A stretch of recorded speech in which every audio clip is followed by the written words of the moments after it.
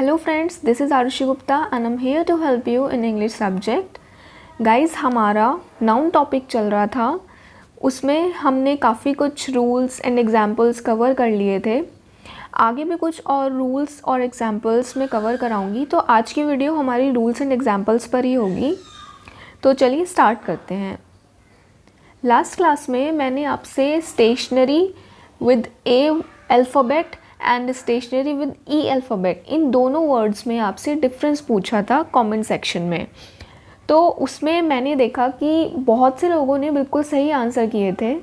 तो चलिए मैं भी इसका आंसर आपको बता देती हूँ. जो ये वर्ड होता है जिसमें ए आपका अल्फ़ाबेट आता है, इसका मतलब होता है स्टेबल, या फिर जिसको बोल सकते हैं रुका हुआ है, मोशनलेस है. ठीक है, उसमें कोई भी मोशन नहीं है, स्थिर है, उसको बोलते हैं स्टेशनरी. ये जिसमें ए आता है. एक वर्ड होता है जिसमें आपका ई आता है. ये आपका जो लिखने पढ़ने की जो सामान मिलते हैं, लाइक पेन, पेपर, ठीक है, इन सब के लिए हम ये वाला वर्ड यूज़ करते हैं. ठीक है, लाइक हम यूज़ करते हैं ना स्टेशनरी शॉप, तो वो यही वाली शॉप होती है जिसमें ई अल्फ़ाबेट आता है. ओके, और अगर कोई मोशनलेस चीज़ों के लिए हम यूज़ करते हैं तो हम ये वाला वर्ड यूज़ करते हैं. ओके, आई होप आपको ये क्लियर हो गया होगा. तो चलिए अब हम अपनी आज का टॉपिक स्टार्ट करते हैं. आज हमें रूल्स एंड एग्जाम्पल्स अगले पढ़ने हैं. लास्ट क्लास में हमने 5 रूल्स पढ़े थे. आगे के कुछ और रूल्स हैं जो आज मैं कवर करा दूंगी. ठीक है, तो चलिए स्टार्ट करते हैं. नेक्स्ट रूल है some nouns have one meaning in the singular and another in the plural. इसका क्या मतलब है? इसका मतलब है अगर सिंगुलर में कुछ और मीनिंग दे रही है तो प्लूरल फॉर्म उसका कुछ और मीनिंग देगी. फॉर एग्जाम्पल मैंने कुछ एग्जाम्पल्स लिए हैं आपके लिए. जैसे मैंने फर्स्ट लिया है आपका एडवाइस. इसमें आपको एस नहीं दिख रहा है लास्ट में, ठीक है, यानी कि आपको दिखने में ये सिंगुलर फॉर्म दिख रही है. इस वाली एडवाइस का मतलब आपका जो आप समझ रहे वही है. इसका मतलब है काउंसिल या फिर सलाह, जिसको हिंदी में बोलते हैं. तो ये वही वाली एडवाइस है. अगर मैं इसको प्लूरलाइज कर दूँ, लाइक मैंने यूज़ किया एडवाइसेस, मैंने एस लगा दिया, तो इसका मतलब क्या होता है? इसका मतलब होता है आपका इन्फॉर्मेशन. ओके, आई होप दोनों क्लियर हो गए होंगे. चलिए नेक्स्ट देखते हैं. नेक्स्ट है आपका एयर. एयर सिंपली अगर हम यूज़ कर रहे हैं सिंगुलर फॉर्म में तो ये देती है मतलब एटमॉस्फेयर. लेकिन अगर मैं एयर्स की बात करूँ तो एयर्स का मतलब होता है प्राउड. ओके, चलिए नेक्स्ट है अथॉरिटी. अथॉरिटी का मतलब होता है कमांड, कमांड या फिर ऑर्डर या फिर अपॉइंटमेंट. ओके, तो ये जो अथॉरिटी है ये वो वाली है. लेकिन अगर मैं बात करूँ अथॉरिटीज़ की, तो अथॉरिटीज़ का मतलब होता है पर्सन्स इन पावर. वो पर्सन के लिए यूज़ होता है जो पावर में उस वक्त होता है ना, उसके लिए हम अथॉरिटीज़ यूज़ करते हैं. ठीक है, अगला देखते हैं. अगला है गुड. गुड का मतलब होता है वाइज, यानी कि अच्छा. ओके, नॉर्मल वर्ड गुड वही वाला है जो आप समझ रहे हैं. नेक्स्ट है गुड्स. अगर मैं गुड्स की बात करूँ तो गुड्स का मतलब हो जाता है प्रॉपर्टी या फिर हम बोल सकते हैं आर्टिकल्स. तो इसके लिए हम गुड्स यूज़ करते हैं. ठीक है, चलिए नेक्स्ट देखते हैं. नेक्स्ट है आयरन. आयरन लोहा, जो मेटल हम यूज़ करते हैं. ठीक है, वही आयरन, ये वही वाला आयरन है. नेक्स्ट है आयरन्स. अगर एस लगा दूँ तो एस का मतलब हो जाता है, इस एस लगाने से इसका मतलब चेंज हो जाता है फेटर्स या फिर चेन्स. चेन्स या फेटर्स आप बोल सकते हैं, जंजीर हिंदी में इसको बोलते हैं. ठीक है, तो आयरन्स उनके लिए आता है. नेक्स्ट है फोर्स. फोर्स का मतलब होता है स्ट्रेंथ, पावर, ताकत. ठीक है, नेक्स्ट अगर मैं फोर्सेस यूज़ करूँगी तो फोर्सेस आपका आर्मी के लिए यूज़ होता है. ठीक है, नेक्स्ट है कंटेंट. अगर सिंपल हम कंटेंट लिखते हैं तो उसका मतलब होता है सेटिस्फैक्शन. लेकिन अगर मैं कंटेंट्स कर देती हूँ, इसको प्लूरलाइज करके लिखूँ, तो उसका मतलब होता है थिंग्स कंटेन, यानी कि जो भी टॉपिक आप ले रहे हो उसके अंदर क्या क्या चीज़ें आने वाली है, कवर होने वाली है, उसके लिए हम कंटेंट्स यूज़ करते हैं. ओके, ठीक है. नेक्स्ट है रेस्पेक्ट. रेस्पेक्ट का मतलब होता है रिगार्ड्स. ओके, अगर मैं रेस्पेक्ट्स यूज़ करती हूँ, रेस्पेक्ट्स का मीनिंग होता है कॉम्प्लीमेंट्स, यानी कि किसी की को प्रेज़ करना है, उसकी तारीफ़ करना. ठीक है, next word is work. Work आपका वही नॉर्मली जॉब. ठीक है, अगर मैंने वर्क्स कर दिया तो ये आपका फैक्ट्रीज या कंपोजिशंस, इन चीज़ों के लिए ये वर्ड यूज़ होता है। तो इस तरह से आपको ये पता चल गया कि जो हमारे कुछ जो वर्ड्स होते हैं वो आपके सिंगुलर फॉर्म में तो अलग मीनिंग देते हैं और प्लूरल फॉर्म में कुछ अलग मीनिंग देते हैं। ठीक है, ये सब आपको और ज़्यादा प्रैक्टिस से आएगा जब आप क्वेश्चंस करेंगे बहुत डिफरेंट तरह के, तो उस तरह से आपको ये वर्ड्स याद हो जाएंगे धीरे धीरे। ठीक है, मैंने आपके लिए कुछ एग्जांपल्स लिए थे, बाकी हम कुछ एग्जांपल्स जो क्वेश्चंस करेंगे नेक्स्ट क्लास में उसमें कवर करेंगे। ठीक है, नेक्स्ट रूल देखते हैं। नेक्स्ट रूल बोलता है कि पीपल आर ऑफन कन्फ्यूज और दे commit mistakes in the use of certain nouns. कुछ नाउन ऐसी है जिसमें नॉर्मली हम सभी लोग मिस्टेक्स करते हैं। ठीक है, तो वो कौन कौन सी हैं, मैंने कुछ ली हैं। जैसे कि फर्स्ट है लेक्चररशिप। ठीक है, लेक्चररशिप जो होती है ये रॉन्ग होती है, जो करेक्ट वर्ड होता है वो होता है लेक्चरशिप। ओके, नेक्स्ट है अगर मैं फ्रीशिप की बात करूँ, फ्रीशिप आपका रॉन्ग होता है, फ्री स्टूडेंटशिप आपका करेक्ट वर्ड है। ठीक है, ऐसे ही बोर्डिंग आपका गलत वर्ड है, बोर्डिंग हाउस आपका सही वर्ड है। बोर्डिंग हाउस जिसमें लाइक पीजी वगैरह, ओके, बोर्डिंग हाउस वो होते हैं, तो वो जो बोर्डिंग नहीं लिखते उनको खाली उनको बोर्डिंग हाउस यूज़ करते हैं। ठीक है, बोर्डिंग आप स्कूल से समझ रहे होंगे ना, लाइक हॉस्टल वगैरह। ठीक है, वही वाला बोर्डिंग मैं ले रही हूँ, ये बोर्डिंग पास वाली बात नहीं कर रही हूँ मैं। ठीक है, तो ये वाला बोर्डिंग गलत है, आपको उसको हमेशा बोर्डिंग हाउस बोलते हैं। ठीक है, नेक्स्ट है family members is wrong. Okay, I know आप सरप्राइज होंगे लेकिन बिल्कुल सही बात है, फैमिली मेम्बर्स आपका रॉन्ग होता है ग्रामेटिकली। जो सही वर्ड होता है वो होता है members of the family. Okay, ठीक है, नेक्स्ट देखते हैं इंग्लिश टीचर इज़ रॉन्ग। तो इंग्लिश टीचर भी रॉन्ग होता है। ठीक है, ये सब आपके यूज़ ऑफ में आते हैं कि ऑफ को किस तरह से नाउन के साथ यूज़ करना है, ये सब उसके रूल्स हैं। तो इस हिसाब से इंग्लिश टीचर आपका गलत होता है, जो करेक्ट होता है वो होता है द टीचर ऑफ इंग्लिश। ठीक है, जो भी आपको गलतियाँ पता चल रही हैं, आई होप आप उनको नेक्स्ट टाइम नहीं करेंगे और एग्ज़ाम में अगर क्वेश्चन आता है तो आप उसको करेक्ट कर पाएंगे। तो ये मोस्ट कॉमन मैंने आपको बता दी है, कुछ और भी हैं तो चलिए वो देखते हैं। नेक्स्ट है ये वर्ड मोस्टली लोग यूज़ करते होंगे, कज़न ब्रदर, कज़न सिस्टर। ठीक है, ये सभी यूज़ करते हैं नॉर्मली, लेकिन मैं आपको बता दूं कज़न ब्रदर या फिर कज़न सिस्टर ग्रामेटिकली बिल्कुल सही नहीं है, ये एक रॉन्ग वर्ड है। आप हमेशा कज़न ब्रदर या कज़न सिस्टर नहीं बोल सकते, अगर चाहे वो ब्रदर हो चाहे सिस्टर हो, लेकिन इसको कॉमन वर्ड हम कज़न ही बोलेंगे। ठीक है, तो कभी भी कज़न ब्रदर या कज़न सिस्टर से उसको बताना मत, नॉर्मली हम कज़न वर्ड ही यूज़ करते हैं। ये दोनों वर्ड्स आपके रॉन्ग होते हैं। ओके, ठीक है, नेक्स्ट आता है वेजेस।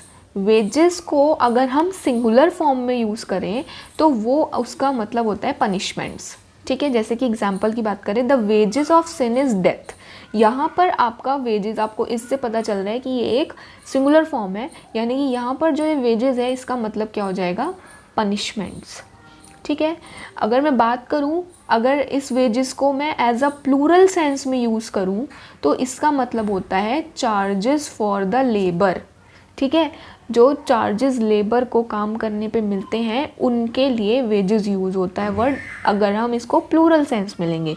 और सिंगुलर सेंस में इसका क्या मीनिंग होता है, punishment. For example, the wages of daily workers have been raised. तो यहाँ पर ये जो वेजेस है, यहाँ पर आपको इसे हैव से समझ आ रहा होगा, तो यहाँ पर ये जो वेजेस है ये प्लूरल फॉर्म में आया है, प्लूरल सेंस में आया है। तो जब भी प्लूरल सेंस में आएगा तो वो चार्जेस ऑफ द लेबर की फॉर्म में यूज़ होता है।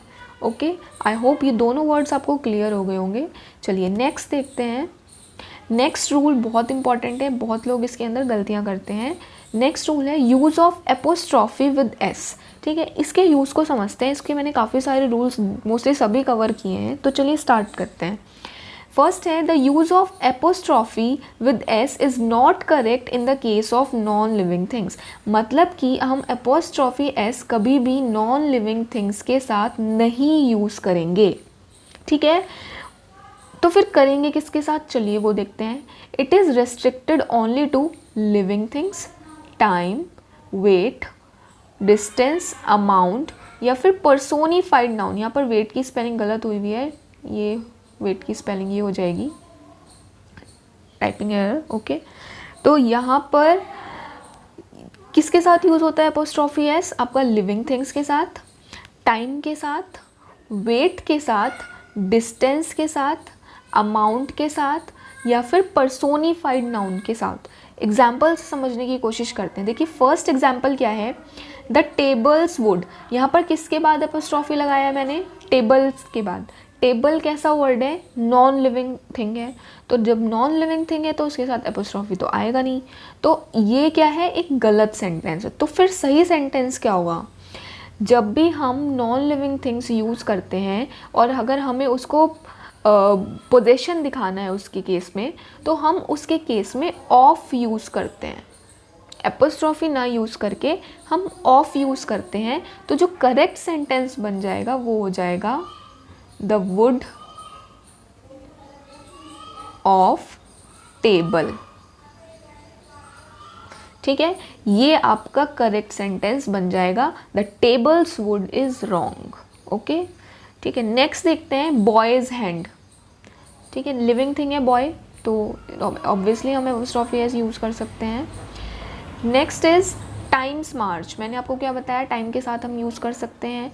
नेक्स्ट है अ रुपीज़ वर्थ। मैंने आपको बताया कि आप इसको अमाउंट के साथ यूज़ कर सकते हैं।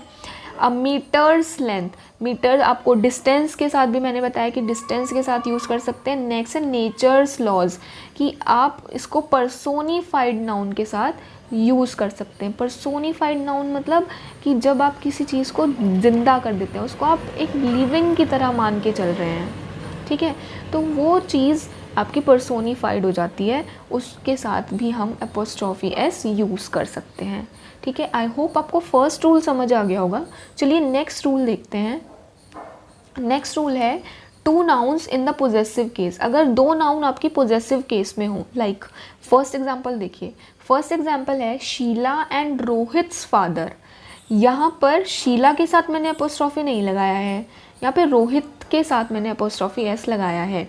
तो जब भी ऐसा हो कि दो नाउन हैं, दोनों पोजेशन में हैं, पोजेसिव का मतलब क्या होता है? जैसे कि आप ओनर हैं, ठीक है, आप उसको ओन करते हैं, किसी चीज़ की ओन की बात आ जाए ना, ओनर उसकी बात आ जाए, तो उसके लिए हम पोजेसिव वर्ड यूज़ करते हैं। ठीक है, अपनेपन की बात आ जाती है जब। ठीक है, तो जब शीला एंड रोहित्स फादर की बात हो रही है, तो यहाँ पर हमारा मीनिंग क्या हो जाएगा इस सेंटेंस में? The father of both Sheela and Rohit, यानी कि जो शीला और जो रोहित है, दोनों के ही पापा एक हैं। ठीक है, लेकिन अगर मैं शीला के आगे भी एपोस्ट्रॉफी एस लगाऊं और रोहित के आगे भी एपोस्ट्रॉफी एस लगाऊं, तो यानी कि दोनों के फादर डिफरेंट हैं। शीला के पापा अलग हैं, रोहित के पापा अलग हैं। तो इस तरह से आपको एपोस्ट्रॉफी एस से ये भी पता चल जाता है कि जब दो नाउन पॉजेसिव केस में हो तो वो किस तरह से सेंस दे रही है। लाइक फर्स्ट सेंटेंस में शीला एंड रोहित्स फादर की बात हो रही थी, यानी कि दोनों के फादर सेम थे। लेकिन अगर मैं बात करूँ दूसरे सेंटेंस की, तो शीला के फादर अलग हैं, रोहित के फादर अलग हैं, and Sheila's and Rohit's fathers are meeting today, और दोनों के फादर, दोनों की मीटिंग चल रही है, यानी कि दोनों डिफरेंट पर्सन हैं।